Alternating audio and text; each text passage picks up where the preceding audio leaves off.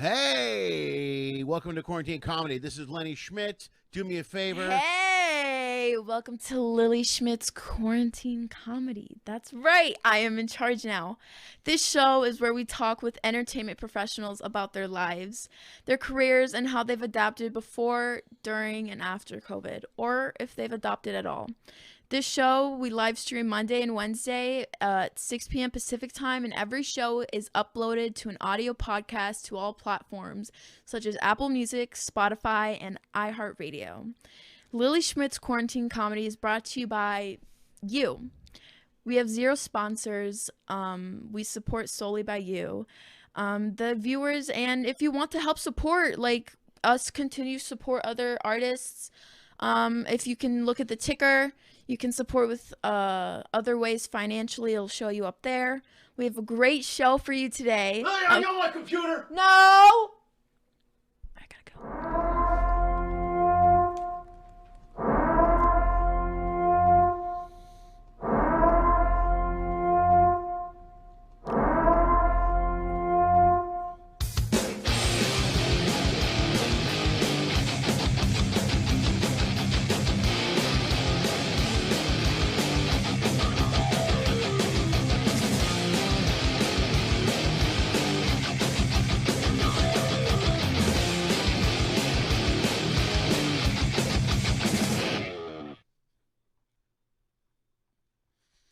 Oh, I'm dizzy from that now.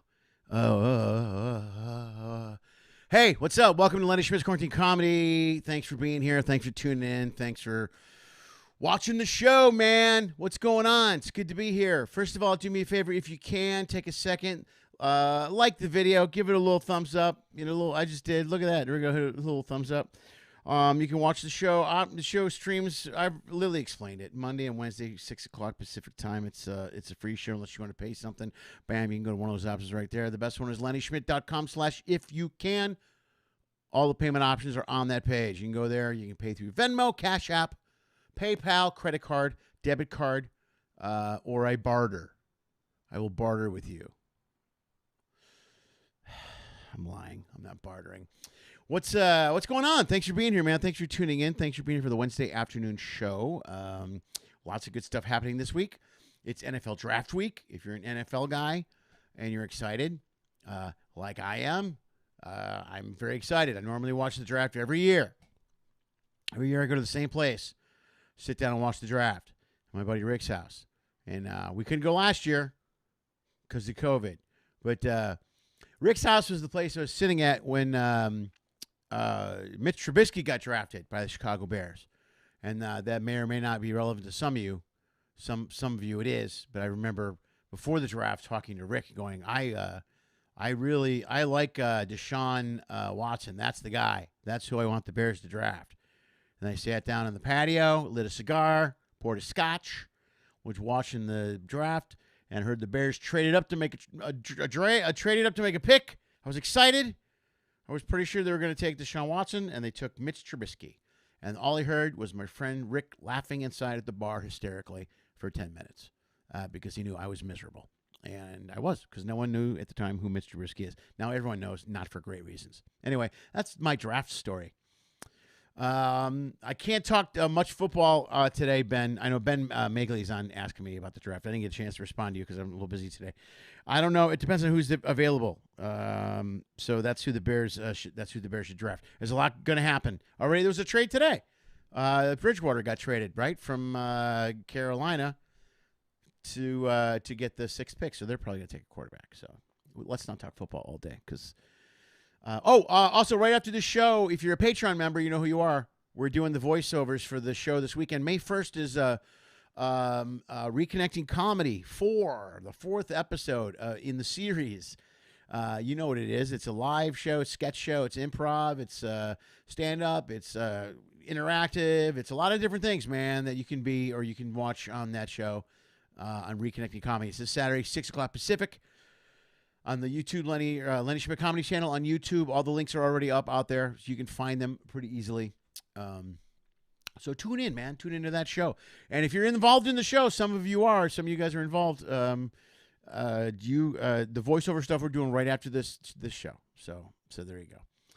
I looked at the news. Not a lot going on in the news. It's all, I stop. I'm not going to read any more cruise line news.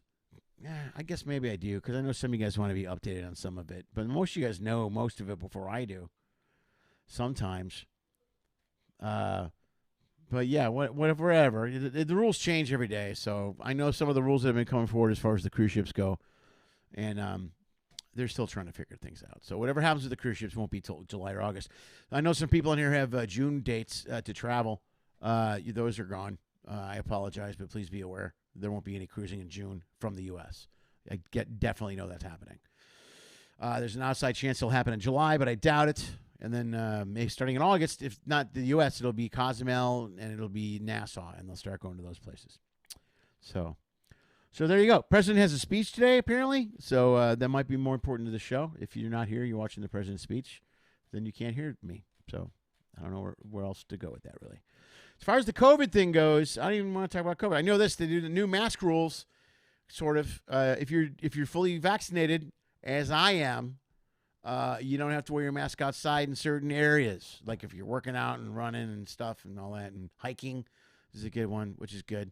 If you're small groups of vaccinated people, also same thing. I love how they keep changing the rules, but they're at least getting better. Also, if you live in California, we're in great shape right now. I don't want to jinx it, but I keep saying this. Here in LA County, our numbers are phenomenal, and they keep going down. So that's good, I think. And with the more we're opening up, the more they're going down. So I'm happy. You should be happy too. All right, man. Let's go to the board. Oh, there's nothing else in the news I really wanted to talk about. I think that really covers it as far as the news goes. I don't want to talk about the draft all day, although I could. Let's go to the main page. Let's go to the board, man, and see who's here. Oh, look, all my favorite people here. Tammy's here. Shauna's here. Hi, Shauna, the newest Patreon member. Everyone, make sure you're saying hello to her. Also, if you are a Patreon member, I sent out a message. Patreon members get something called Happy Hour Somewhere. And next week's Happy Hour Somewhere is Friday. Friday at 3 o'clock Pacific time.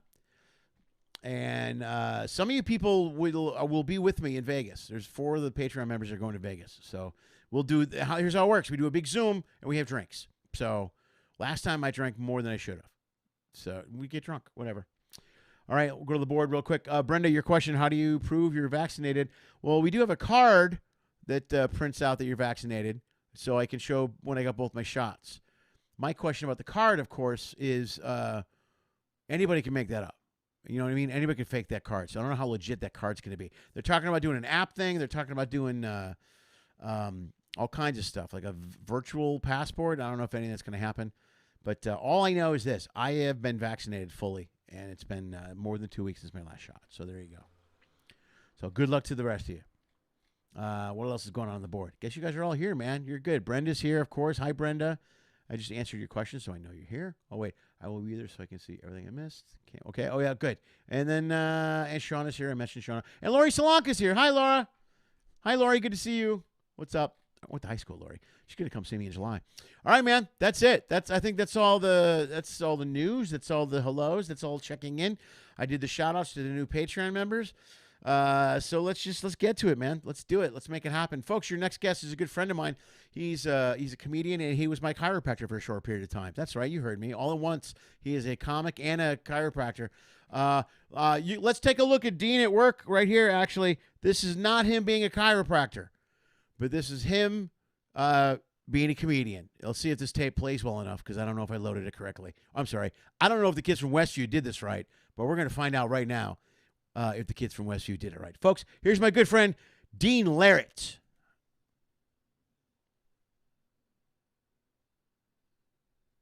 The other thing I can't stand out here after 26 years, I cannot stand the cops out here. I cannot stand the cops. Folks, where I'm from in New York City cops are the easiest going cops in the country. Pre 9/11, post 9/11, these guys don't want to do a friggin' thing. Their theory is it's either too hot in the summertime or too cold in the wintertime. They're not getting out of their car for nothing. But the beautiful thing about New York City cops is that you can actually get to know these guys. You can talk to them on the street corner, maybe at a pizza parlor, at the counter of a pizza parlor. shoot the breeze with them. Maybe even on a nice summer night, pull up at a red light. Hey, officers, who won the Yankee game tonight? Yeah, the Yankees won 5-2. Sabathia pitched a 2-hitter, and Teixeira hit 2 homers. Hey, listen, guys, we got to get going, but I should tell you is the entire back half of your car's on fire. Have a good night. Folks, that's Dean Larit, my good friend right there. Let's bring him out here live. Dean Larit, there he is. Lenny, what's going on, man? What's up? That's one of the clips I absolutely despise. I never did well on any of those Comedy Time shows out at the Ice House. But for some reason it actually played well. It actually played well. Before we get started, where did Trubisky go? Is he gone? He signed. He's a backup with Buffalo. Oh, he's backing up with Buffalo. Okay, yeah. for next year. He wasn't with them last year. No, he was the Bears starter when the season started. And then 4 days in, he got hurt, or then he got benched, and then he got hurt. And when his contract was up, so when his contract was up at the end of the year, there's no way they were going to sign him again, and there's no way he was going to sign with them. So he left. Okay. He was like, "Screw you," and he went to Buffalo. Okay, I had to ask because when I saw you talking about that, I was like, "Oh, this, something. Where did that guy go?" So, good to see you, man. Good to see you, bud. What's funny? You know what's funny about this kind of stuff is that I had a friend that came into the office yesterday. As you were saying, I'm a chiropractor as well. And I had a friend who came into the office. And I realized, and it's the same thing with seeing you right now on the Zoom effect or whatever you call this, virtual, whatever this is. I don't know. I'm not technically savvy, as you know. Neither am I. Neither am I, dude. I got news for you. I'm luck. Every show's luck. I know. I still have a Sony Trinitron though. So,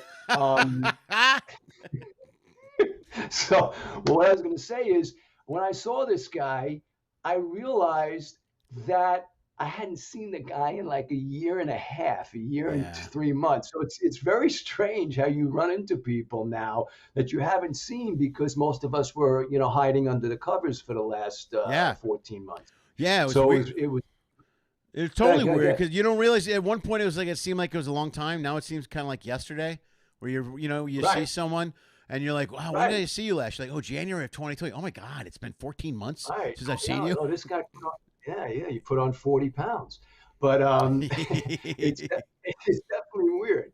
But good to see you because like literally this is the first time I've actually seen you. You see clips of you doing stuff on Instagram and vice versa, but this is a nice little platform to do it. And of course, it's always good luck if Springsteen and I are behind me. I like it. Good movie. And so what's going on, man? What's happening? How have you been? Not much. Just plugging away, man. I was out of town. I was in Little Rock last week. I got to do some stand-up. I was. What was that? Looney Bins or the Looney Bin? Yeah, it was good. How were the shows? It was good. Everything was great, man. Everything was fine. There was, late show Saturday. Somebody got pissed off and left, but that's all. Everything else was good. How much capacity were they at? Are they at 100% or no? No, they cap out at 110 people. 110. That's awesome if you can. That's awesome if you can put 110 people in. What's wrong with that? Nothing. Actually, the city law is there's no mandates anywhere. They could have packed the room if they wanted to. But they're trying to be cautious. See, Looney Bin, Jeff, he owns 4 clubs. So, I was talking to him before that show Saturday, and he went through everything else. He went through everything everyone else did, but not as bad here. Like in L.A., these guys got screwed. If you run a club or a restaurant in L.A., you got screwed so bad here because they shut you down, then opened you, and then shut you down again. And then changed the rules, and then shut you down. And, I mean, you know what I mean? I know guys that went out and dropped $10,000 on supplies, and then got shut down 2 weeks later, and they're like, "What? Right. You said I bought the stuff." You know what I mean? But and his thing is he just didn't want to get shut down anymore. You know what I mean? He was shut down for a while. They opened up last summer. So and they've slowly been building people. When they first opened, I think it was 15 feet from the stage that people had to be. You know what I mean? And you could only have 20 or 30 people in the room. So for a club, man, it's tough. It was tough on those clubs. All of them.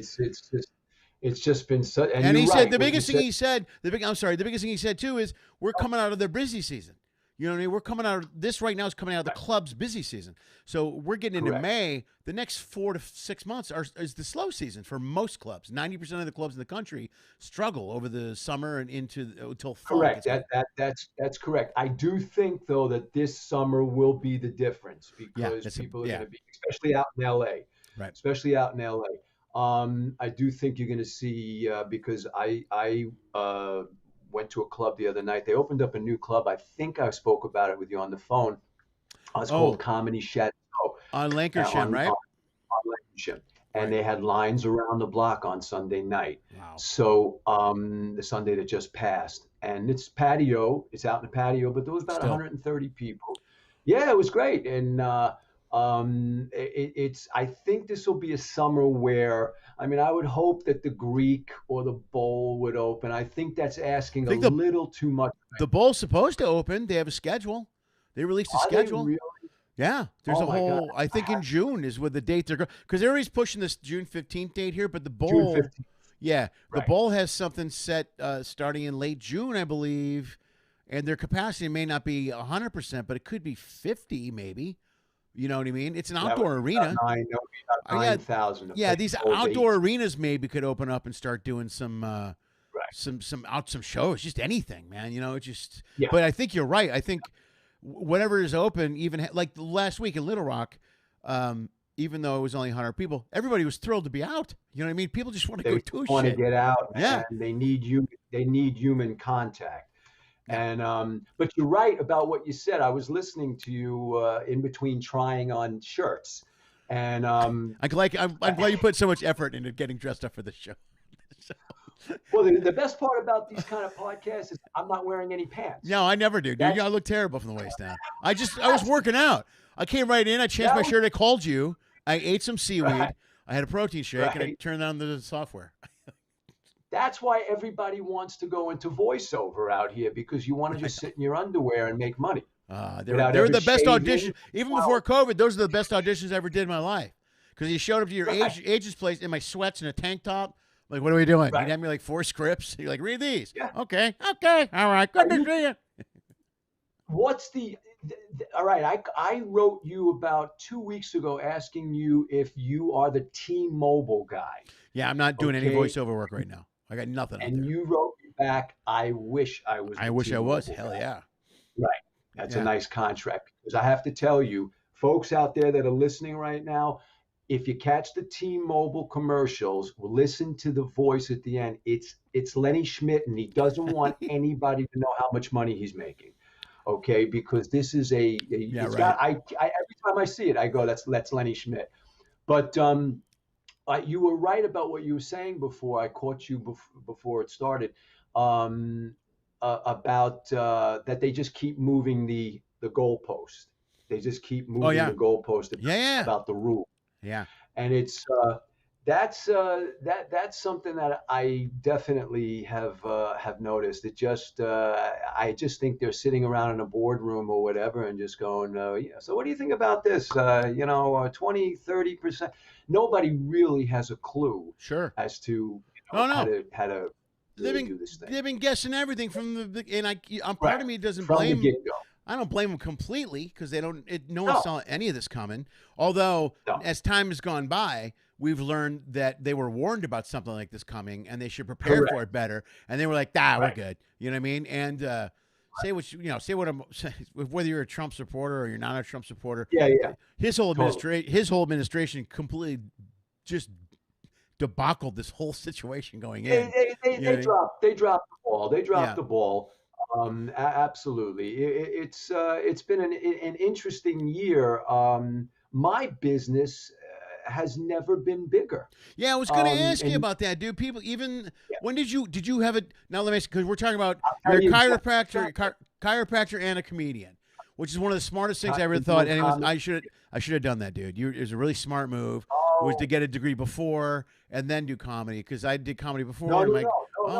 No, opposite. I started comedy. I was emceeing shows and getting paid in Jersey gigs. I'm from Queens, New York. Right. I was working Jersey gigs, and getting $50 a show to MC a room, which at the time that was 1988. Yeah, I that's started money, stand-up brother. in That's what 88. I got the first time I did stand up was 50. I thought it was the best. 50 Like bucks, 50 man. bucks for And 15 minutes of work? Right, exactly. And I wish I had that $50 bill, like I could frame it like in an alcohol store in a liquor store behind my, you know. But I started in '88 in New York.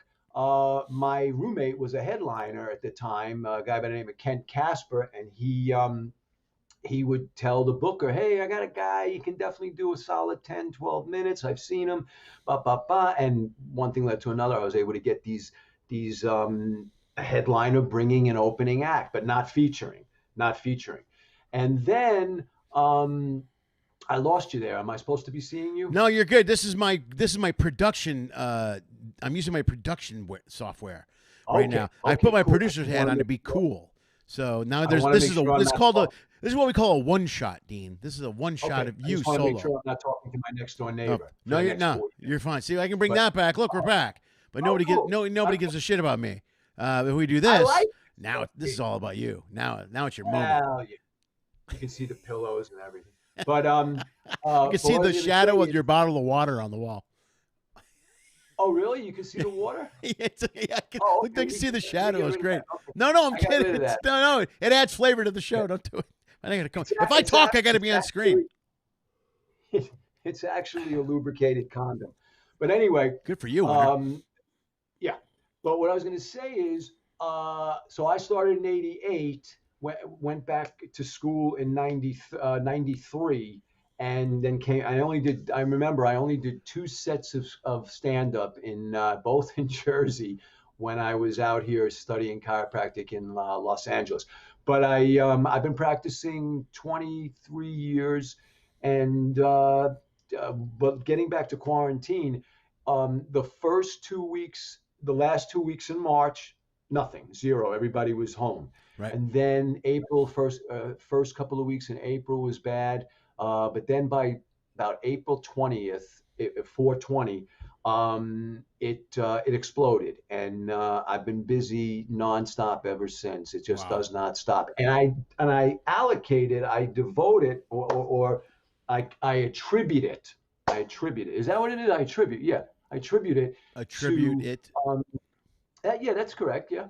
I don't know. I don't have an English expert on the show. Right. Well, I usually keep my thesaurus. Do you really? You're better than me. I just guess. No. But I have. I think the reason is that everybody's working from home. Right. Yeah. And they're sitting on the couch, and they have their laptop on the couch. They're smoking a joint. They're watching Netflix. They're getting the work done for the boss. Sure. But they're sitting like this, and everybody's coming in with neck and low back stuff. Yeah. So it's been amazing on one hand, but it's like all right, so you make a few dollars, but it's like you go, I can't do anything with this. I can't go anywhere. I can't. There's so what? It's almost like the Burgess Meredith episode of The Twilight Zone, when all he wants the world ends. The world ends. It's the apocalypse. And is this the glasses one? Yes. Yeah. Okay. Yes. Yeah. And all he wants to do is read. Right. Okay. Right. And he has nothing but books because he can go into the library and just keep reading. And then he breaks his glasses. Yeah. His glasses break, and obviously he can't go to an optometrist. What a great show. Because there's no more. The best. Dude, that episode alone is way ahead of its time. If you think about the whole moment of it, you're like, oh my God, get it? He can't do it. He's surrounded by what he wants, but he can't. You get it? That's intense. That's it. That's exactly it. I've been listening to a lot. Comedian Darren Carter turned me on to Gilbert Gottfried's podcast. Okay. And Gilbert Gottfried does a podcast with Frank Santopiadro, I think the guy's name is. And I have to tell you, I started literally from episode 1, which was Dick Cavett, and wow. I can only imagine how many people that are listening to this have no idea who Dick Cavett is. Yeah, I would tune into that in a heartbeat, though. That's great. Oh, you got to go. Darren turned me on to this, And I was like, really? I'm going to listen to Gilbert Gottfried at Runyon Canyon? And he goes, I promise you, you're going to love this. And it's all old Hollywood. Right. He doesn't have newbies on. He'll have a couple of people, but he's not going for Clooney and Chris Hollins. Right? He's not going for that. Everything is pretty much old Hollywood. Okay. And he had Patton Oswalt on, and he has, people that, we know from some of the clubs and everything. But it's old Hollywood shows. And it does about an hour and 20 on each podcast. And it's just so great because they do so many conversations about Twilight Zone episodes. He had Billy Mummy on the other day and talking about, to me, one of the scariest episodes on the Twilight Zone is with Billy Mummy when he plays a kid, a little child who can. Oh, dude, I know that one scares the crap out of me, man. Yeah. Yeah, where he has the ability to throw you into the cornfield. Yeah. Okay. And just by and he can read your mind. He knows if you're thinking bad thoughts about him. Right. So it's such a great podcast, as is yours, and that it's just a lot of fun to listen to this stuff and go back to the old Hollywood stuff. It's enjoyable. But I don't know, we got off on a tangent. Oh yeah, we got off talking about the Burgess Meredith episode. Right. But so I really can't complain how it's been. I don't know if all good things come to an end kind of thing on that note. It doesn't appear that way. Because my practice has been good anyway. After 20 years, you're going to start getting good at something. And takes that long? 20 years? Holy crap. No. I think I had a natural affinity for it. Maybe that's why you never came back. You were at the 7-year mark. But no, I'm kidding. My insurance ran out. Yeah, that's what happened. I had that really kick-ass SAG insurance, and they switched me over to some bullshit that. plan. Yeah, Plan 1, if I remember correctly. Hell yeah, Plan 1 was the way to go. Plan 1, man. Now you got it. Now SAG, you got to make like $32,000 for Plan 1 and like 26. I don't know how anybody makes their. I mean, most of these guys are grandfathered. Right. Most of these guys are grandfathered in at their original rate. But that's it. Just staying busy and looking for. I'm doing a show Saturday night at the comedy, a Sunday night at the Comedy Chateau, and getting up on stage. And I have not been on stage since February of last year. Oh man, are you kidding me? You haven't done anything? I have not done any Zooms. I have not done any virtuals. I'm not good with the timing. I have to hear some sort of feedback. To me, it'll be less, it's almost like open mic, how sometimes you can leave an open mic and feel depressed. You sure? Okay, because nobody heard you, nobody was interested. They're looking at their notes, comics are looking at their notes. So I've been writing a ton of material, and I'm running it by patients without them knowing, and that I'm doing. And there's some comics that I throw some material to them and get an idea. It's like the Seinfeld book. Is this something? It's like Jerry's new book. Is this anything? Right. Yeah. And so I definitely feel good about what I'm bringing to the stage now. I definitely wrote I think I got a solid new 6, 7, 8 minutes on the whole thing, the whole year. And that means you got 3. I got 2.5. Yeah, got 2.5. 2.5 with a little improv. It's always half what you think. You're like, I got 30 minutes of new stuff, and you run it. You go, I got 12 minutes. No, I'm way. 12 minutes. I love when comics tell me that when they're doing it a week and a half, and they go, well, how much can you do? And they go, I can do 20.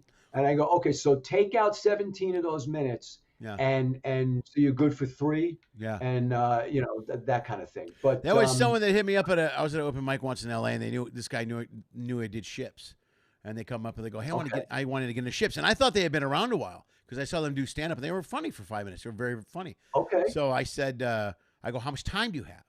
And they go, oh, I can do like an hour and a half. I go, I didn't ask you how long you can do. I asked you how much time you have. Oh, I got hours of material. I go, how much time do you have that you perform in front of a live audience that doesn't like you? I don't know. And then, all right, here's my next question. I always ask the same question when people ask me ship questions. That's the first one. I go, how much clean material do you have? Like, how long can you work clean? And the third question is, how long have you been doing stand up? Which I should lead with, because once you answer that question, I can almost answer the next two. Do you know what I mean? Like, if you've been doing stand up 30 years and you go, I got 40 minutes of material, I believe you. I go, okay, then you probably got 40 minutes of material. But if you've been doing it like a year or two and you're like, oh, dude, I got like an hour of stuff. I'm like, no, you don't. You don't have an hour of stuff. And I love people who really think they have it. And they get mad. They got mad. Like, dude, I write all the time. So do we. We all write all the time. All of us do. And most of what you write is shit, by the way. 5% of what you write is good. 95% of it is shit every time. Yeah, most probably you're pretty accurate on that number. I just think I'm doing it long enough to where A, I run it by people without them knowing, okay, and B, the first person I run anything by is my mother. My mother will tell me straight out, "What are you, crazy? Oh, that's horrible." That's great. My mother will right off the bat. She'll go, "What? I don't get it. I don't know. That kind of stuff." So I run by my mother, and then I run it by my girlfriend. And but no, I that's why I didn't say to you, "Oh, I got a new half hour on on COVID." I got 30 minutes on COVID. Right. It's gonna be great. Well, I'm like you too. I can't.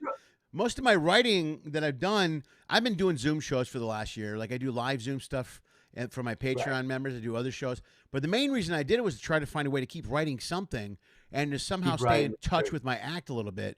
Because I'm like you, I had a hard time coming up with new material this last year because most of my new material I really hash out on stage. So I can write it, but I don't know what it's like till I get it in front of an audience and then start to whittle it down. Because for me, that's the weed out part. I bring it on stage, I do it, it doesn't do as well as I thought. I get mad at myself, I punish myself, I edit it, and then I try it again the next day. And that's my life on a daily basis. Yeah. So I walk around the house, and I'm very much a fan of how Jerry Seinfeld writes. Jerry is really a wordsmith and an 8th degree black belt of editing and trimming the fat. Okay. Yeah. And I will walk around the house, pace around the kitchen or wherever, the living room, and I'll just keep changing the word "the" to "then" or to "end" or, and I will do everything to where I can go, no, that's a good joke. That's a good joke. And you can just tell after a while if you got something. So that's why you did not hear me say, "Oh, I wrote a new hour during COVID. I got 88 minutes on the vaccines." And okay, no. I see comics that do. Seinfeld was talking about this on a podcast, either Howard Stern or something. I can't remember, but he said he's blown away in sort of a negative way about how comics can do a Netflix special, a fresh hour every year. Right. He goes, I do a new hour every 5 years. He goes, I cannot believe that anybody can do a fresh hour in 1 year. And we've seen it done a few times, but he's claiming that it never compares. It never holds up. I see what you're saying. I've heard somebody else had the same approach. I've heard somebody else had the same approach. I can kind of understand it because when I was working on the ships and I was doing a lot of shows, I was flipping 30 to 40 minutes a year easy. I did 2 albums in a year, so and those were both and those were 45 minutes long. But I'm doing a ton of shows. All doing the ship all day is right. But let me ask you a question. Are you looking at archived material that you never really got a chance to really explore? But because I have at Crawl Space, I have notebooks of stuff that I still look back and I go, that's a great premise. I never executed the punchline, but that's a great premise. And I had a joke sitting on my night table because I keep all my notes on my night table. I had a joke sitting on my night table about weather girls in Los Angeles. Mm-hmm. And I came up, I tried every single thing and and one day, literally, I would say it's been on my night table, and it's terrible how long it took. I would say it was on my night table about 4 years. And weather girls, weather girls, weather girls. I kept trying to find what's the thing, and then I got it. The joke actually goes, folks. I said in a couple of minutes ago, I said I don't watch the news very often, but I lied. I actually do watch a little bit of the news. I watch the weather, but I don't watch the weather for the forecast, because all you really need to do is look out of your window every morning and go, oh, it's going to be sunny again. Yeah, it's LA, that kind right? Of thing. And yeah. I watch the weather because I want to see a smoking hot 28-year-old female. Right then and there, the audience starts to laugh. Okay, tell me that it's going to be hot, wet, and slippery in the morning. Okay, and then Right. and then I take a pause, a little dirty. Then I take a pause and I go, which coincidentally will be the condition of my left hand 15 minutes after the forecast. A little dirty. Yeah. But I needed hot, wet, and slippery, and that took me 3 years to. You need to find the right I'm words. not kidding. Right. I couldn't get it. Now Jerry Seinfeld won't tell that joke because it's to hit at the punchline's a little dirty, Right. a little bit. It's still creatively funny, and it gets a nice laugh. And I have a clip of it getting a laugh at haha, and a nice laugh. But Seinfeld on the other path, he doesn't go near that kind of stuff. But I'm just bringing out a thing of how much editing it takes to get the material to where you go, that's funny. Yeah. So yeah, no, it takes a lot of work. Are we supposed to talk about stand-up or not? Are we supposed to talk about everything? Dude, you talk about anything on this. Well, I don't care. As long as we fill the time, we can talk about whatever you want, man. I got a hemorrhoid. No, but no, that's fine. I like to talk about technique. I love to talk about stand-up and technique stuff all the time. I'm always interested in that. And actually, people are they're always kind of interested. Like, oh, that's very interesting. Actually, people have questions for you. Hold on. Every once in a while, people throw out questions. So let's get to these questions. Here's one. Where did I get this shirt?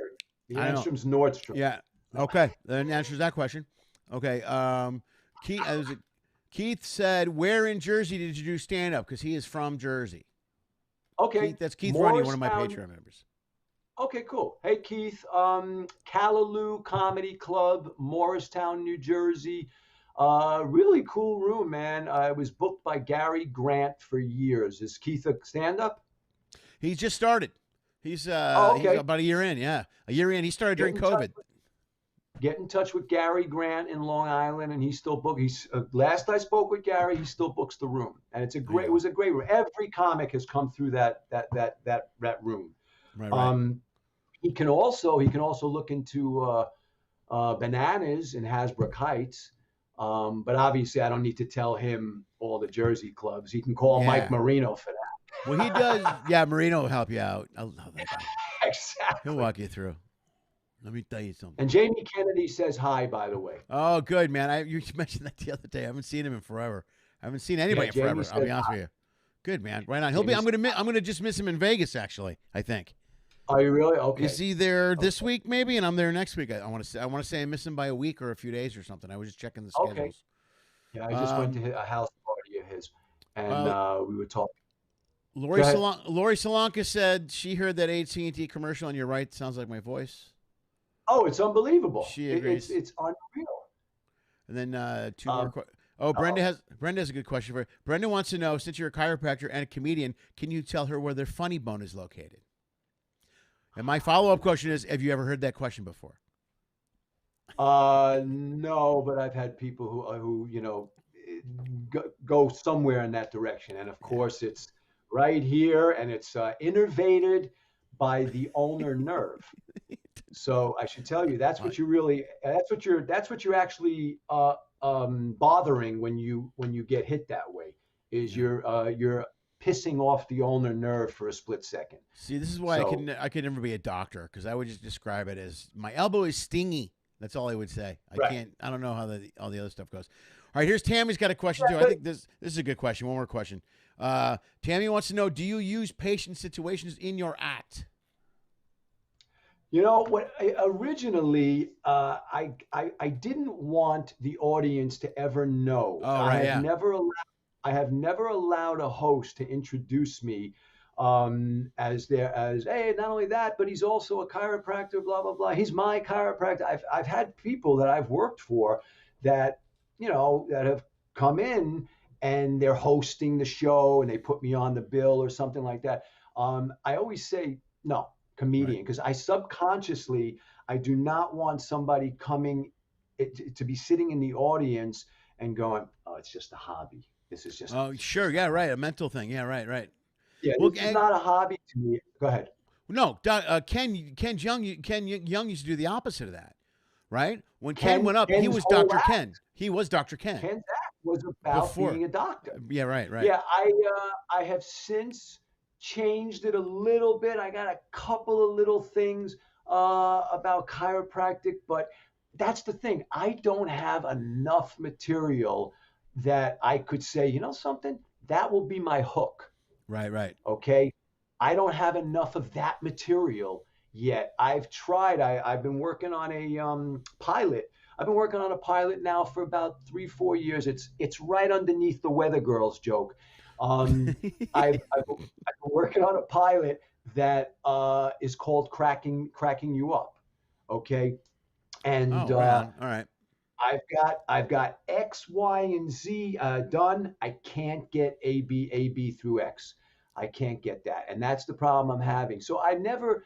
If I'm not going to use it as the springboard or the hook, right, to potentially take me to another level, I see no reason that anybody has to. If I was a mass murderer, but I only had like one murder under my belt, I would tell the host, listen, when I get 13, call me a serial. You're not mass. You're not mass till you get more than one. No. Anyway. Right. Exactly. Right. That's another bit I've been working on right now is the active shooter. The active shooter. I find it to be a very oxymoronic term because we tend to use the word active in a positive way. Oh, right. John's a marathon runner. He's in his 80s. He's an active guy. He stays active. Active is basically a good thing usually. To me, active shooter, stay with me on this, Lenny, because it's brilliant. I sound like Woody Allen because it's brilliant. It's brilliant. To me, the term active shooter is a term that a guy in the 70s would have told his best friend talking about his son, going, I love my son John. He's a great kid, but I think he's a little bit of an active shooter. If you know what I mean. Well, how do you know he's an active shooter? Well, he's in the bathroom for an hour and 45 minutes. But so no, I think that's an overactive shooter. That's overactive. Or an overactive shooter. Or a prematurely. It could be shooter. Could be. Yeah, that's possible. Yeah. So, but we'll get that out on stage, and then I'll get tossed off the stage. But good. But where were we going? Yeah, I hope that answers her question. I just don't have enough material. Where I would want to go under the guise of he's also a chiropractor. But if I could build the material, I would definitely talk about it. But it is what it is right now. So we'll see what happens. All right, fair enough. Go ahead. What else you got for me? What time? Well, I think that's all the questions. Let me see if there's anything else. I think I got them all. Yeah. Oh wait. Oh yeah. Oh wait. Oh yeah. Oh wait. Yeah. Wait. So you were vaccinated. We'll wait for you got your vaccines. Yeah, I got them both, man. I got both shots. I'm good. Weeks ago, I'm fully. I'm Pfizer. I'm what they call fully vaccinated. So the last shot was more than 2 weeks ago. So how'd you feel? No reaction whatsoever? Zero. Actually, I had the opposite. The second shot, first shot, I felt pretty good. The second shot, I felt amazing for 4 days. Like I had felt like, I don't know what it was. It was like I was on a B12 IV or something. I mean, that night I came home and I felt all jacked up and I go, this can't be right. And I was going to go out and I go, I'm going to stay home because I hear about this sneaking up on you. Right. And I got up the next day and I felt even better. I go, well, I'm going to go work out. So I worked out and I mean, I had a ton of energy. I slept good for like 4 straight days after the second shot. Not one drawback. That's unbelievable. Well, that's probably because they gave you saline solution. No, that's what I hear. They keep telling me they lied to me. People keep saying, dude, they didn't give you that shot. I go, damn it. I haven't done mine yet. I just looking at it from a distance right now. I just feel like I need to just keep an eye on it from a distance. I don't tell patients don't get it, do get it, blah blah blah. I keep sort of quiet on that end, Right. because it's almost like religion and politics. It's just right Right. now this is And you're very not gonna touchy subject. if someone You're is so never going to sway. You're never going to sway either right, way. right. You're not gonna change anybody's mind. There's no way that if you're dead set on not taking it, then no one's gonna be able to talk you into really. I don't think taking it.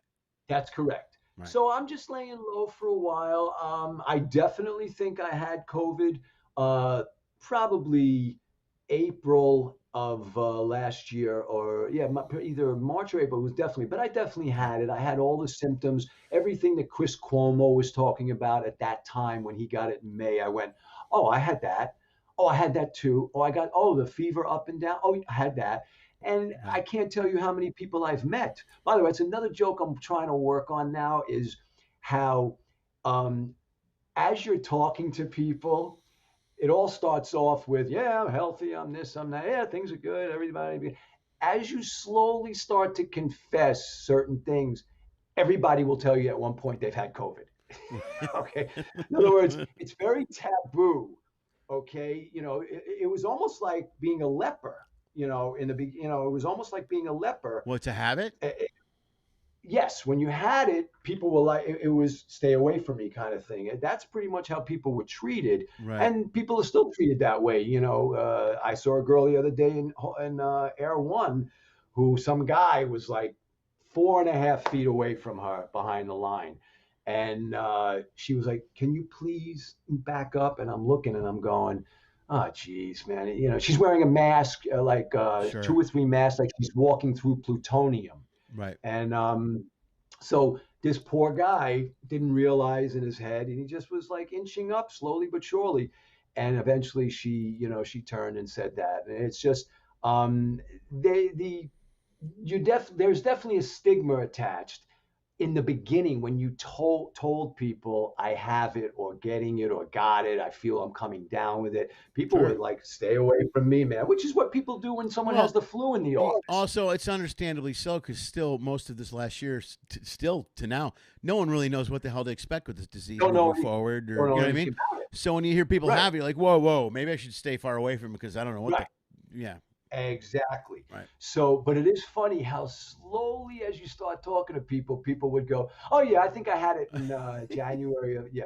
It is funny how at first, but they have to hear you or somebody else in the group say that they had it. Then they'll Right. chime in, Right. okay? And they go, it's very very comical how I've seen that. Somehow I just had a Sarah Silverman moment where I just looked around the room and was talking at the same time. But very Sarah Silverman. But but that's my stance on the vaccine is I'm just laying low and watching it. And I wear a shield in the office. I have a shield, no mask, but I have a shield. And all the patients have to wear. They wear a mask. If I'm Right. doing work on the jaw, if I'm doing work on the jaw or something like that, obviously you can take it off. Right. But other than that, it's been pretty. Well, People are very cooperative. yeah. Well, if you're inside, first of all, you got to be wearing masks and stuff anyway. Correct. And for me, what Correct. I normally do is I follow everyone's lead around me. Like I've always worn the mask. You know what I mean? Because that's the rule. I'll follow the rules. And if people are really up to, I've seen people get really up. There's a woman once I was driving on Ventura Boulevard in Encino, and this woman just steps out in the middle of the road, like right in front of me. I mean, I'm coming up on her, and I hit the brakes. I get out, and my daughter's with me. I look at her, I go, "Are you okay?" And she's all, dude, she is wrapped. I mean, wrapped. She looks at me, and she's going, social distancing, social distancing. I go, are you okay? Can I help you? She's like, no. These people, they're not doing social distancing. And I go, so you jump in the middle of the road? That's your out for that? Is to just jump in front of a moving car? And she was standing in line at the Habit, but somebody was within 5 feet of her. She panicked and ran in the street. And you're like, what are you doing? Would you pay attention? I have to tell you, you're right. I've seen a lot of that. I've seen a lot of serpentining. In other words, people, you're walking and you're coming up against them. I'm not wearing a mask because I tend not to outside. Outside, yeah. Okay. I have this crazy desire. Call me crazy, but I like this thing called oxygen. Sure. Okay. I try to get as much of it as I possibly can into my lungs. They, some people say it's overrated, but it's on the periodic table of elements. So I figured, I should probably have it. But it's amazing how people will, if you're walking without, they will do a complete serpentine around. I will say one thing. We were talking about this the other night in the office, a bunch of us. There are people, like you said just now, this lady that walked into the street. I believe there are people out there that unfortunately are never coming back. Oh no, I agree with you. Yeah, I know some of those people. Some of those people are my friends. I know plenty of people that haven't left their house yet in the last year and a half, and they have no plans. Yeah. That was my next thing. I have two patients, husband and wife, who have not left the house since March of last year. And I go, wait a second. So you're joking. You're saying that metaphorically. Yeah, right. And she went, no, I have not stepped out of my house. And I go, food and no Instacart. Sure, Instacart. I go, you got everything delivered now, man. Yeah. Yeah. I couldn't believe it when she said it, but she was like, she goes, oh, no. When I say it, I'm being honest. We haven't stepped. I said, you have not experienced air in your opening of your door and gone out to get the mail or whatever the situation is. And she said, no, we haven't been outside. And I go, to me, I want to get into some of the physiology with her about what she's really doing to her body inside by doing that. Right. You're not really helping yourself. You're really not. You're actually hurting your immune system. Right. Because your immune system gets to go. Because you're locked down. You're locked in a house. I think one of the reasons I didn't get COVID, I know I didn't get it because I tested the antibody test, so I came back negative. Okay. So I've never had the COVID, but I thought I might have had it late in 2019. But I haven't had a bad cold in maybe 5 years. And a big part of that, I think, is my immune system because of all the traveling I do. I'm all over the world, constantly. Cruise ships, airplanes, shuttles, planes. Correct. I mean, different Bahamas, different cities, different countries. Correct. So I think that probably I have this really strong immune system, which is probably part of the reason. Absolutely. So when you lock yourself in a house, it's like a baby. It's like a child. When you're born and you're not getting out, you know what I mean? Kids catch it. When kids go to school, that's the old joke. Kids get the colds and bring them home. When you have kids and they're in grade, you're never sicker as a parent than when your kids are in grade school because they bring home fucking everything, and you're like, oh, good, thanks. 100%. Right. And I've met people and I've sat with people. Some have been in my office, and you can tell that this thing hit a different portion of the brain involving PTSD. For instance, and I'm not trying to go on a bummer thing now, not at all. I'm just saying, okay, 9/11 happened, okay? We all watched it, okay? Those of us that are in our 30s and 40s and 50s. But obviously under 20, you didn't see it. But we all watched it, and we all watched people, unfortunately, jumping from 110 stories or whatever, 85 stories. We saw that whole thing. Yeah. That affected us, but it's a different kind of effect than when it's everybody on the globe has a potential personal problem that they can be exposed to. Yep, okay? It's worldwide. Go ahead. I'm sorry. It's worldwide. It's not just New York. It's not just U.S. This is all over the world. Look what's going on in India now and all this other stuff. Oh my God. That's crazy. It's all over the world. That's crazy. So this is a different one. This is we all move. We never forgot, and we're never going to forget. Those are the bumper stickers with the Twin Towers. I'm from that area, so I have a definite affinity for it of how I feel about what happened that day. But we still moved on. Okay, there are people from this that they're not going to come back. They've been really scarred, really scarred by this. Well, I think a big part of why some of these people are scarred so bad is the difference between 9/11 was it came out of the blue and was kind of over in a couple of days. And even though there was of course, I don't want to say over because the after effect was a ripple effect that affected a lot of people. But this has been pounded in our heads for 14 months. Every day it's been Correct. there's a ticker of dying people on the news that's up there every the day.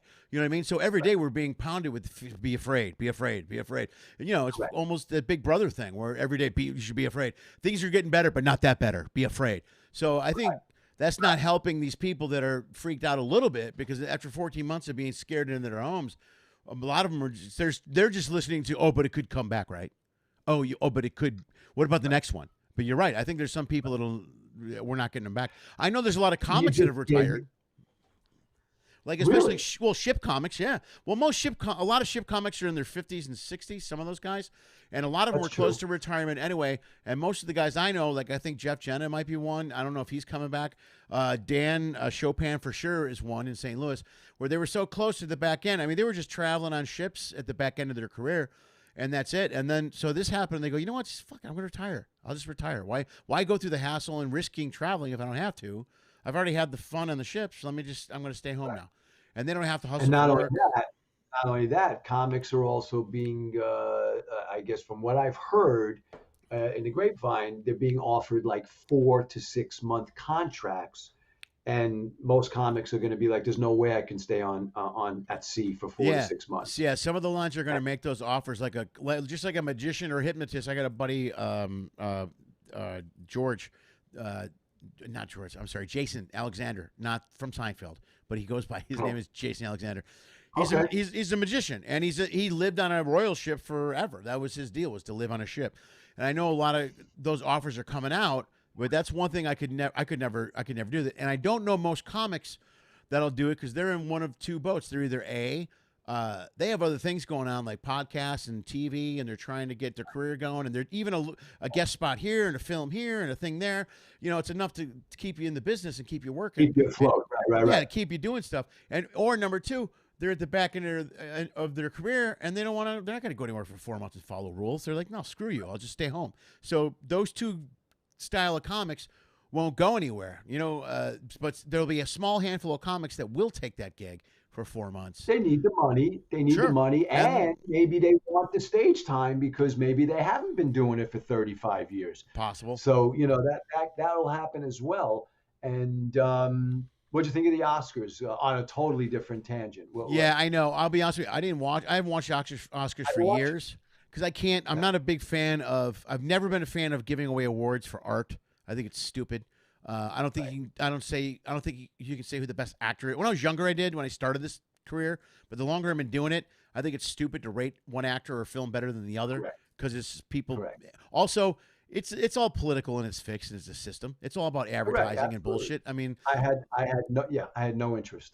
But the best thing was, dude, I can't believe they only had 9 million viewers. That was the best thing. That was the funniest thing I've ever heard in my life. 9 million viewers. Rated, oh my God. It was low. It was 15 below last year, which was the lowest rated one. So 9 million is really shitty. I mean, that's bad. That's horrible. Well, like Bill Maher to put it in perspective, I'm sorry, I didn't mean to cut you off, bro. No. The Masked Singer drew more people. The Masked Singer had more people watching that. I mean, there's a million other shows. Big people are watching those shows more than the Oscars. Yeah. Bill Maher said, I'm not going to be watching. I haven't seen any of the films. And he made a very interesting comment and I went, oh, that does make sense. He was like, all the directors now of these movies are in their 20s, and they're woke, and the material is woke material. So it's basically what he's saying is it's movies to write a suicide note to as you're watching it. Well, yeah. Excuse me. Yeah. And that was his take on it. And he was like, but I tell you, the one movie I really did, 2 movies I did like. And one of them, completely depressing, but really, really great idea. Nomadland, I loved. Okay. And with Frances McDormand. And my theory, she's amazing. My theory with Frances McDormand is that in her contract for every movie she does, she must have some sort of stipulation that she has the option to either not shower for 2 to 3 weeks, or it's her option. Okay. Well, she's gotten crazier too. She's very eccentric. No, she's not. She is. She's not. And I mean, I remember that movie. What was it called? 5 billboards or 8 billboards or Yes. whatever that. God, Three she was billboards. amazing in that movie. Yeah. Oh my God, Phenomenal. she was Oh, no, phenomenal. She's a hands phenomenal. down. She's an amazing actress. She's Yeah. the best. But I've Yeah. never seen her in a film where she looks like she might have taken a shower within the last week. And what was the other movie? How are we doing on time? Oh, we're good on time. I wanted to bring something, but what was the other movie? What's the other movie? You said there's a second movie you saw? The other movie is Judas and the Black Messiah. Oh, okay, cool. That is off the charts. Powerful, right? I didn't see that. Oh my God. Oh my God. I saw Chicago 7, and I think that's the only one I saw of the big. Good flick. It's amazing. Good Plus, flick. I watched that with my daughters, which is really cool because I could explain to them how it was real, how significant it was, and how I remember that time. That was a really good movie. My mom tells us. My mom tells a scary story from that time, which is. Go ahead. Well, I was a baby at the time. I was just really small. I was maybe 3 or 4, I think. This is 67, 68. Is that correct? Is that when that was, the riots? And so, okay, well, this is back when you could have party lines. When I don't know if you remember a party line or if you had them in Jersey, but you could have a party line where if you made a phone call, your neighbor could pick up the phone and you hear you and be, hey, I need the goddamn phone. Get out the phone. All right, okay. And because you shared a party line with different people. Yep. So some guy called my mom and threatened to kill my mom. And she was home alone with me. And my dad was at work, and my mom and we lived on the south side of Chicago. I mean, we weren't close from wherever everything was going on. So she locked up the house, but this person wouldn't get off the phone. So even though you hang up the phone, then she goes to call the police, and he's like, "I'm still here, motherfucker." And she hangs up. I mean, he wouldn't. This because he was on the phone for like over an hour, scaring the crap out of my mom. She couldn't call the police. She couldn't do anything. She was stuck in the house. I mean, she was scared to death. She had her only son. She was 22 with a 4-year-old. You know what I mean? Just scared to death. And surrounded by sirens and smoke and bullshit. And I mean, we heard it all. So it was all right there. So it really scared the crap out of her. But so when I watched that movie with the kids, I was able to walk them through and explain to them how real it was, the significance, and what was going on. That was a great movie. Frank Langella was amazing in that. Who was Franklin in that? Franklin Ajaya?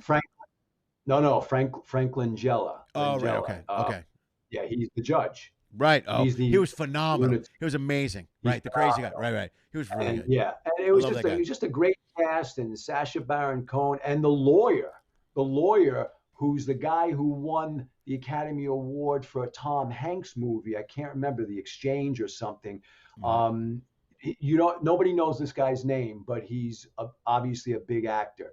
And he won the award for that movie that he did with Hanks like 2-3 years ago. But he's the lawyer for the set. 7, right? For the set. No, he's phenomenal. And just a great whole cast film. was amazing. And, you know what I just finished now? I have a couple of movies from SAG that I gotta watch. I have The Father I'm looking to see because Hopkins won the award. Right. A couple other movies, but I just finished a good one, not a film, a documentary, a 4-part documentary on Netflix called This Is a Robbery. Okay. And it's about, you got to check it out, man. I thought I was going to have a rough time with it. It's about artwork and everything. And I'm not into that whole art scene, that Soho stuff in New York. I never got into that whole thing of paintings. Was this the counterfeit thing? This is not the counterfeit. I think I know the one you're talking about. Yeah. This is 2 guys posing as cops that rob this museum of $500 million worth of art. Oh, no way. Okay. No, I didn't hear about that. $500 million in 1990, just 31 years ago. Okay. And they bound and gagged the guards, who were told never to let the door to buzz anybody in. But these guys said, we're cops. We heard yeah, exactly. And they had everything. They had the Boston police. It takes place in Boston. It happened in Boston. Okay. And that was a 4-parter, and they have never been found. They really? I love those stories. I love those stories. And then it takes you all through the Boston mob, all through the mob families, the Whitey Bulgers and the Donattis and the Roselli, if I remember correctly, and they still do not know where the paintings are 31 years later. No way. So that was a good one. And what was the other thing I just watched that was really really good? It was This Is a Robbery, and oh man, it's going to bother me. I will say, you know who had a great special the other on Netflix? Brian Regan. Oh, I haven't seen Brian's special. I gotta watch that Go special. watch his new I special. I heard it's amazing. Brian, he's on Jimmy Fallon tonight, by the way. He's so But funny. you tell me how we're doing on time. I could go on forever like this. I know. No, where are we at time? Oh, we are getting close. We're getting close.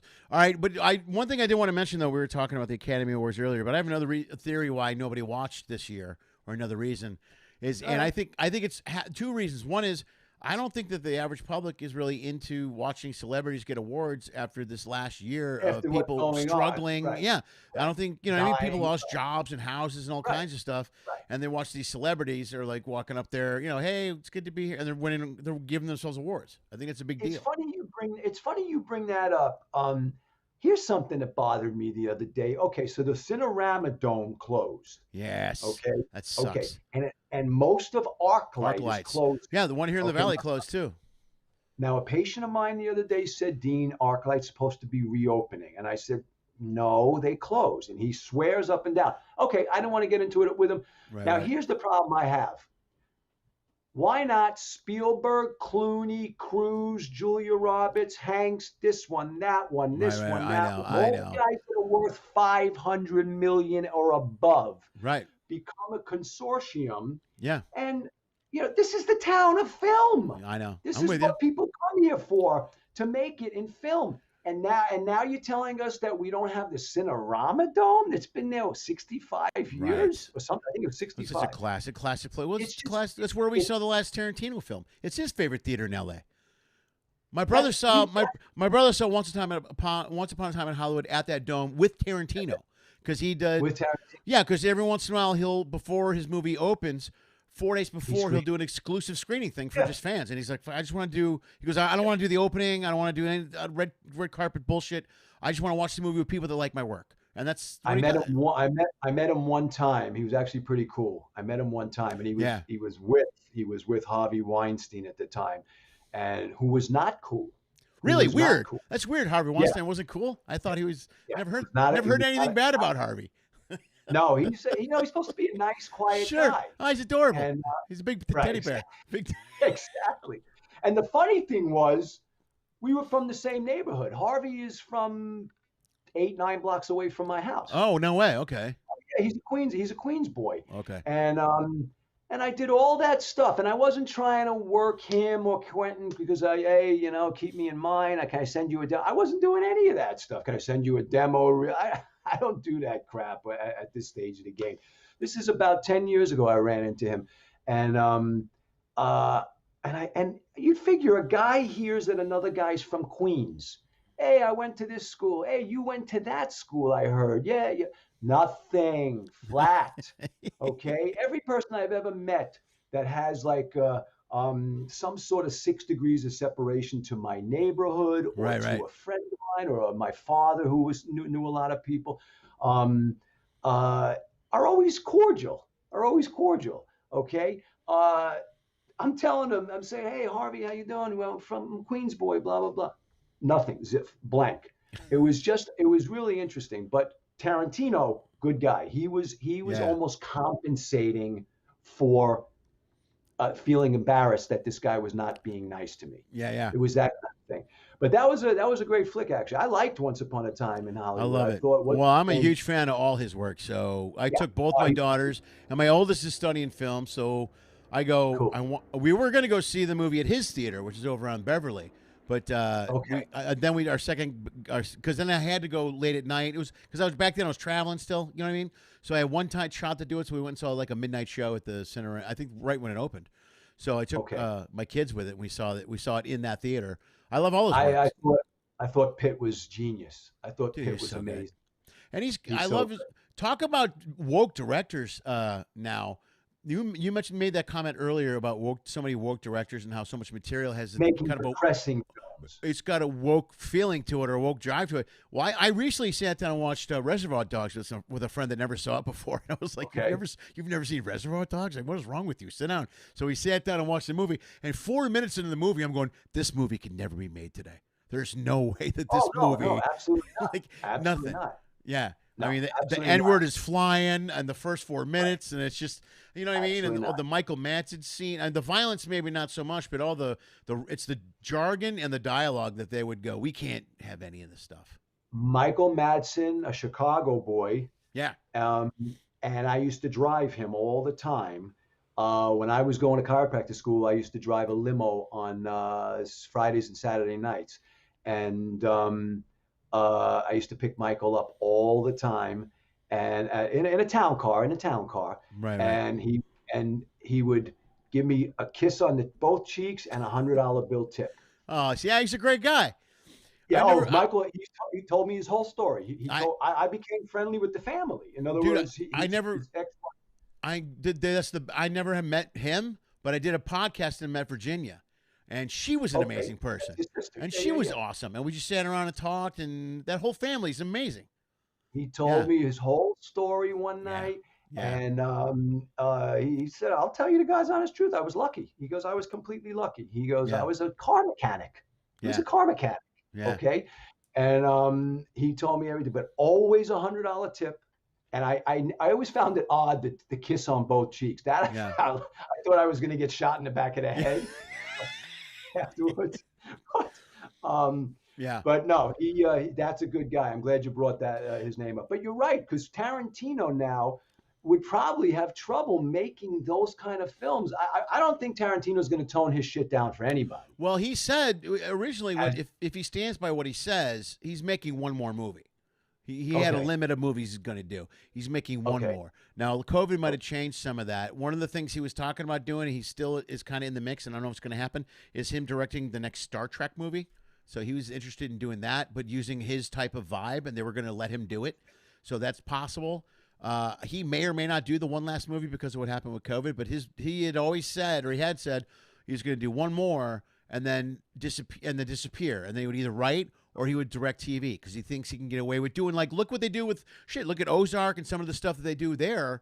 Now, Absolutely. I mean, that model is kind of recreated television in so many ways. It's not a show that's renewed every year. Or American Horror Story is a good example. You get together some really big name talent, great actors and actresses. You put together Right. a bridge of stories that goes 12 weeks in a row, and you shoot it all in 2 months. And you get it all done, and he gets it all edited, gets it all up, and it's like doing a movie, but now it runs on Netflix for like 4 months or whatever. Correct. That's the new model that all these guys are following. And a lot of these directors, Tarantino included, are going that route because they have complete control over everything. And they don't have Complete control. Yeah. A humongous deal. Sure. Yeah. Are you- Huge money. Yeah. Because they got the name. Humongous. Can you imagine if Netflix said, oh, we got Quentin Tarantino miniseries? Are you kidding me? You know what I mean? Yeah. That's a win for sure. And then they don't have to deal with the press and the bullshit and the movie and the Rotten Tomatoes and all this other shit. They can do the art they want to do on a platform that they're not going to be hassled by. Correct. That's true. That's true. Yeah, that's a good idea. And that's what you just said, Ozark. That's another great show. I've watched every episode of that. That's Dude, that another show's good one. amazing. That pilot It might really be the is. best pilot I've ever seen in my life. I was Yeah, sucked by the end of that pilot. I was like, "Oh my god!" And then I watched the rest of the whole first season. I watched that weekend. I'm like, Are you all caught up? Are you all caught up to what I'm happens totally at the end? Yeah. I'm all Oh. caught up to. We're waiting for the last season now. 4, right? 4 is going to be the last one. Right. Oh yeah, I And saw ran 3 into immediately. him. I ran into him at Harvard Westlake High School. I was trying to squeeze in some laps around the track, and he was doing something there. And Jason Bateman, and all I had to say to him was, "Do we got another season?" Just like that, he knew immediately, and he goes, "I'm waiting to hear also." That was it. I didn't want to bother him. He was with his daughter, and but he knew that I was like a fan, and of the Right. work, and that's a great show. And she's amazing. She's The phenomenal. wife, Laura I forget Linney. her name. Laura Laura Linney, Linney. brother. Yeah. Well, that's She's what amazing. the end of this last third season was really cool. But one thing I thought that was interesting to watch at the end of the second season, Marty is he's kind of stuck behind the 8 ball a little bit, and everybody in power around him is like this really strong woman character. You know what I mean? Like they have these amazing, they have an amazing job of writing for these female characters on all different levels. There's the girl, the crazy little blonde-headed girl that lives with the white trash in the she's trailer. great.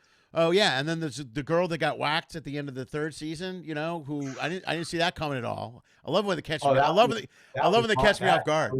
Yeah, I was like, what the? Oh man, that was crazy. Well, that was like the first season. I didn't see Eastside getting killed the first season either, where the redneck woman just goes crazy and she kills him with a shotgun. And I'm like, I read it again. First of all, he had the best pilot I ever saw, and then the best finals, a really good final season or a final episode of the season. Really, just all the way around. All the way around, the show is just it's a brilliant show. Is on point. Go ahead, my brother. You tell me. I'll just keep. Where are we at? Yeah. No, let's wrap. It's 7:15. Here's what. I'll have you back on later, but we got to wrap this at 7:15. I got to keep this tight. Fantastic. This was a lot of fun, and thank you for having me. Dude, anytime. Thanks for being here, man. It was great. Any other questions? Did anybody have any? Hang on. People make comments about other movies. People are just commenting on movies. There's a whole bunch of stuff here. Hold on. Any bad comments? No. There are no bad comments on my page. What is These people are great. A lot of people like your shirt, apparently. Oh, yeah? Be a thing? Yeah. All right. Now they're naming movies. Sometimes they get off into a thing where they're chatting and they're not really paying attention to the show. Right. They chat amongst themselves. They're with us through the Tarantino conversation, and they agreed on most of our Academy Award comments. The one I made about people not wanting to watch. Also, I think another thing that might be with the Academy Awards, which I started, especially the Midwest and different parts of the country, are tired of watching. They're frustrated in watching Hollywood because they have a lot of celebrities telling them how to do what they do. Like, remember when COVID started and the first there was a show at the beginning during the shutdown where they did a stay-at-home watch TV thing, and it was co-hosted by all the late-night hosts, and they all did it from their homes. So, and Elton John was on it, and there were all kinds of great celebrities. But the only problem was everybody was calling from their house in the hills, you know, with the Emmys and the pools and the hot tubs and shit. So I picture a family of 9 crammed into their front room somewhere, and on the Bronx in a shitty apartment. Yeah, just watching TV. Just hang in there, we'll do all right. And they're drinking champagne, and they're like, I guess we'll do all right, and they're elbow to elbow with their whole family. So I think people, I know their intentions are correct, but a lot of times when celebrities are like, here's what you should do, I think the rest of the world is just going, shut up, because you don't have no idea what I'm going through. Don't tell me to be good. That cutting back around the circle, that's what I meant by the hypocrisy of talking about film, but yet we can't get 7 partners to buy ArcLight. Sure. Right. That's a great example, yeah. Complete bullshit. And there's no reason why, say, 20 of the biggest celebrities right now could throw a little bit of money into a pot and start a company, or start a, what do they call it, like a trust thing. Like, there was rumors that people reached out to Tarantino, and it's not, Tarantino loves film, so I would see him being involved in that. But it's not, but it's not his responsibility to do the whole thing. There's other people out there. But at a certain point, when you get 20 people in a boardroom, and each one is worth in excess of $500 million, and all we need is $10 million apiece, or $5 million. And then we can buy ArcLight, or we can at least keep them afloat, or blah blah, but whatever it is. But come on, man, you can't let this town die. Yeah, but it comes down to money. It comes down to money, Dean. It comes down to who wants to spend money. You know what I mean? Nobody wants to spend money. No. Everybody wants to go, I got 2% of this, 1% of the back end. That's all. That's what I want. I got my money good. I got my money good. Yeah. Nobody wants to cough up. Yeah. It's the old George Carlin thing. Not in my backyard. Yeah, right. Yeah. You're right. You can do what you want, but not here. Not here. Yeah. Right. It's true. That's correct. All right. I got another question. Wait, I got one more question before we go. It just came in. I missed this one earlier. It's this Brenda Runyon. She's also one of my Patreon members, and I didn't catch her question the first time. She's mad at me. So we're going to cover it up right now. Dean. Hi, Dean. They put their questions in caps now. This makes it much easier for me. Dean, which do you enjoy being? Which do you enjoy more, being a comedian or being a chiropractor? I love what chiropractic. How about this? I like chiropractic very much. I've seen crazy miracles happen. I've seen things really wild. I've been very fortunate with it. But I always tell people, I wrote a one-man show years ago. I think I told you about this because I saw your one-man show many years ago, in Los Feliz or something. Yeah, a little theater over there. That was great, yeah. Yep. I went to see yours. And I think we discussed this. I wrote a one-man show, Brenda, called Okay, Mom, I became a doctor. Now can I please go back to show business? That's right. I remember that. Yeah. Yeah. Right. That's a And great it idea. takes place in a chiropractic office. The last patient leaves. It opens up with me closing the door and saying, "All right, don't forget, I told you to do ice and then heat, blah blah blah." And then I slam the door, kind of thing, and I turn to the audience with my fist in my mouth because this patient's driving me nuts. Yeah. Okay. And then I go, "Listen, I'll get to each and every one of you, but I just got to, it's been a long day. Let me just take a load off here and tell you a story." And I always tell people, I didn't come out here to become a chiropractor. Right. I hurt my neck. And went to every medical doctor. He's the best in Beverly Hills. There's not the best in the country. Numero uno neck guy and specialist. And chiropractor fixed me up after nobody could. Chiropractor fixed me up in about a minute and a half. Okay. So I fell in love with it. And that's what brought me back to go back to school. And believe it or not, Gary Shandling was actually one of the guys that I laid some stuff on. There was a point in time, I don't know if you remember this, Lenny, but I used to be the showroom manager for the Melrose Improv, 90 through 93. Were you here? Oh, no, it was not. No. Oh, when did you get here? I got here this time. I got here in 99. Oh, you're only here 21 years. Oh, okay. Yeah. I got here in December '89, and I was managing for Bud Friedman and Mark Lunow. August of '90, I got the gig, and well, that's weird because I was here till 91 or 92, and that's when I left and went back to Chicago. Okay. Because I went to study. Okay. I studied improv in Chicago with Del Close, and then came back here in '99. So I must have just missed you then, because I was doing. That's back when they had Santa Monica and correct, right on Fifth Street. Yes. Right. Downstairs. Yeah. Downstairs. That was a great room, man. I love that room. 350 people. Yeah, that was very cool. So I came out here with different things, and so I got to know certain people. So we would jog. Judd Apatow in lane 1, Ben Stiller in lane 2, Dean Larit in lane 3, Harvard Westlake High School, and in lane 4 was a guy by the name of Gary Shandling. Right. And so when Judd and Ben took off after the run, I had told Gary some of the stuff that I was going through and blah, blah, blah. And I'm scared to leave the business because I think I'm giving up. And Gary was so supportive. He was like, "Dude, this business is never going anywhere." Right. He goes, "Your incentive to go back to school at age 40 is going to be a lot tougher than if you do it now." Right. He goes, "That would be great if you do something like that." And smart. He was I got to say, very supportive. It was extremely smart, dude. Yeah. He was a bright guy, and he was a marketing guy. Very smart guy. Yeah. Right. Who knew, and but just the fact that I felt comfortable enough to lay that on him. I said, "Hey, man, we don't know each other all that well, but can I run something by you because you've been so successful in the business, and I just want your opinion." And he was just so supportive. I told that to Judd Apatow for his documentary. All right, the 4-hour documentary. Yeah. And I wrote Judd. I have his email address, and I wrote him. And I said, "I don't know if you know this, but that day that we were jogging, that you and Ben took off, okay, after they finished, they had to go somewhere." And I told him, and he wrote me back, and he was like, "Are you kidding me? Gary was the one who told you to go back to chiropractic?" And the craziest thing, Lenny, was this is really weird. 4 days later, I'm at Whole Foods on Riverside in Coldwater. Right. Okay. You remember those days? Yeah, by your old office. Yeah, exactly. Yeah. And who do I run into 4 days later? Jeffrey Tambor. Gary and Jeffrey funny. Tambor. Yeah. Okay. Hey now. And I said, "You're not going to believe this. I just was jogging with Gary. Oh my God, that's great." Blah, blah. And then I told him, he said, "What are you up to these days?" Because he had tried to cast me in. He was directing a play called Burn This. Right. And he wanted me to be in that play, blah, blah, blah. And I told him, "I'm not a theater guy, Jeffrey. I don't know. I would embarrass myself. I don't have that training," and blah, blah, blah. And so one thing led to another, and we were talking, and he was like, "Oh, you should definitely consider that if you're at a crossroads right now." So that's the short, long-winded answer. Yeah. But what I will say is, I said I like chiropractic.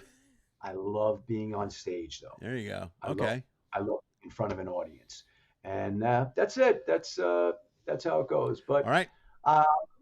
that's it. We're winding down. Hopefully, we'll do this another time. We And will. I'll once have you again, back. I'll have you back for sure, bro. We'll do that. Brenda, you got your answer. There you go. Think we're all good. Hey, do you anything you want to plug? What do you got, man? You got a website? You got an album? You got something? I'm doing Comedy Chateau Sunday night. What First time? time on stage. What time's your spot Sunday? The 9:30 show. I'm gonna try to make it since it's your first spot in over a year. I'm gonna try to make it. I think I have a date that night, so if I can, maybe I'll bring make her. it, man. Maybe Matt will put you up. Matt Taylor is the booker fit. Maybe he'll put you up. Okay. And then am I allowed to say another podcast that I'm doing? Whatever you want, man. Hit it. Yes. Hell yeah. And then I'm going to do Jamie Kennedy's podcast. I think we said something about first or second week of May, just depending upon what his schedule is. So we're going to do that because Jamie and I are old friends, and right.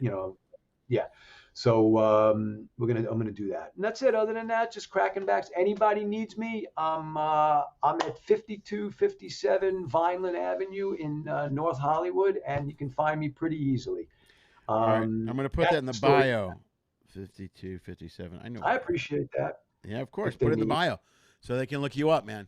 All right, let's wrap it up. Let's get out of here. This was a blast. This was a lot of fun. Yeah, dude, thank you. This is perfect. I really appreciate your time, man. As always, I'll have you back. And next time we'll go. I don't want to get into it now, but next time we'll tell some Springsteen stories because I know you got great Springsteen stories. Oh, the Springsteen. If you have Springsteen fans, they'll love my stuff. I don't want to mention it because I don't want to go another hour and a half because it'd be easily. Yeah, because the story about your mom is the best. All right, I'm not getting. Next time we're gonna talk about that. That's a great story. Yeah, that's a great one. All right, we're gonna do it another time. All right, buddy. All right. Dude, thank you so much. Be safe, man. Take care. No, you do nothing. Watch. You leave. You leave just like this. Boom. That's Dean Larit right there. He's gone. Look at that. I'm back. Now it's just me. Bye, Dean. That's my good friend, Dean, man. It was great. That was awesome, man. That flew by really fast. I had no idea. It's an hour and a half. Oh, man. Thank you guys for sticking around for an hour and a half. I appreciate it. That was really cool. Yeah, we just sometimes I get talking about stuff. Man, we covered a lot this time. We covered a lot, and it was a lot of fun. And you guys were great for being here. Thank you so much. And that's it. That's it for this week. May 1st, this Saturday, Reconnecting Comedy. You know what it is. It's a live sketch, viral video, clip, short, funny, stand-up, interactive comedy show. That's the only way I can think to describe it. We've got tons of contributors. I got a whole bunch of sketches. We got a bunch of stuff this week. I'm very excited about the show this month. I'm very excited. It'll be live Saturday night, 6 o'clock Pacific. Please tune in. And as always, all of the shows, this show and that show, they're free. I don't charge anything for them online. You can watch them and not pay a dime or not pay a dime. But if you want to pay something, you can. Feel free. If you can, bam, there you go. LennySchmidt.com. If you can, that's a great opportunity for you to go to that webpage and to drop some money. Any money you pay for this show goes to support the show and keep it running. Any money you pay Saturday, if you put Recon in the show or Reconnecting or RC in the comments or something, you can go Venmo, any of that. But I'll know if I get a payment this weekend. That money goes to me and the performers, so it gets split between the other actors and producers on the show. Everybody produces their own video.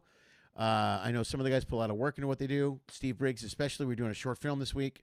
All this stuff that we're doing, please feel free to watch the show. If you can support it financially, please do so, because I use that money to pay off the other acts so that they're not pissed at me. So let's do that. So seriously, there's all your options to pay money. Bam. Or you can just go to LennySchmidt.com if you can. I'm sorry, LennySchmidt.com/if you can, IFUCAN. And you can contribute money there. So feel free. Thank you so much for being here. Have a good weekend. I wanted to check and see who's here next week on Monday. Let's take a look. Bill Dwyer will be here Monday. Stand-up comedian from Chicago. Very good friend of mine that I haven't seen in quite some time. And he will be here Monday. I'm excited about that show, as you should be as well. All of you guys, thank you very much. You're the best. Thank you for supporting. Thanks for still being here. Please like the video. If you're not here live, like the video anyway. If you're still watching it now and you are not watching the show live, you must have liked it. So just hit a thumbs up. Just hit the thumbs up for me. It really helps me out. Thanks so much. You're the best. As always, dream of Pinky. Lenny Schmidt Quarantine Comedy was created, produced, and is hosted by Lenny Schmidt. We live stream on YouTube at 6 p.m. Pacific every Monday, Wednesday, and Friday. Special episodes occasionally stream or are uploaded on Tuesday and Thursday. Every episode is also launched as a podcast and can be heard on iTunes, Spotify, and iHeartRadio. If you enjoyed the show, please like the video. If you really like it, share the video. If you really, really like it, please subscribe to the Lenny Schmidt Comedy channel on YouTube. You'll get updates on this and numerous other online comedy content that my dad produces. Check the info section below for detailed information on all of our guests. If you are a fan, you can follow and support them as well. Go to their page, like their content, buy their albums, purchase a shirt, any merch they may be selling. Anything you do will support performers, will literally help save the arts. In fact, if you want to support this show financially, just go to lennyschmidt.com/ifyoucan or Venmo at Lenny Schmidt Comedy.